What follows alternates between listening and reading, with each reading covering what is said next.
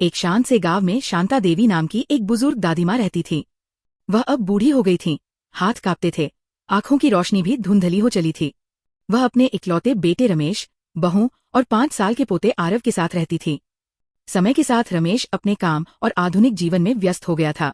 वह अपनी माँ से प्रेम करता था, लेकिन अब उसकी माँ की धीमी चाल, हर बात दोहराना और छोटी छोटी गलतियां उसे खलने लगी थी। एक शाम खाना खाते समय शांता देवी का स्टील का थाली हाथ से गिर गया।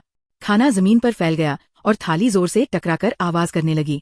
रमेश ने झुंझलाकर कहा, माँ, आप जरा संभल कर नहीं खा सकती? ये इस हफ्ते की तीसरी बार है। उसकी पत्नी ने जोड़ा, शायद अब इन्हें लकड़ी की थाली दे देनी चाहिए, कम से कम टूटेगी तो नहीं। अगले दिन रमेश ने अपनी माँ को एक पुरानी सी लकड़ी की थाली दी और कहा कि अब से वह रसोई के कोने में अकेले बैठकर खाना खाए। शांता देवी कुछ नहीं बोली। उनकी थकी हुई आंखों में कोई शिकायत नहीं थी, बस एक गहरी चुप्पी थी।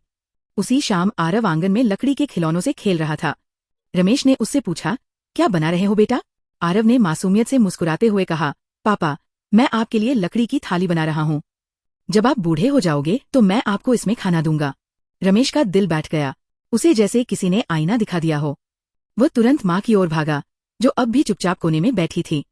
उसने लकड़ी की थाली फेंक दी और माँ का हाथ पकड़कर कहा, माँ, मुझसे भूल हो गई, माफ कर दो। शांता देवी मुस्कुराईं। उनकी आंखों में आंसू थे, पर चेहरे पर सुकून। उस रात पूरा परिवार एक साथ बैठकर खाने लगा। अब खाना केवल थाली में नहीं, बल्कि दिलों में परोसा गया।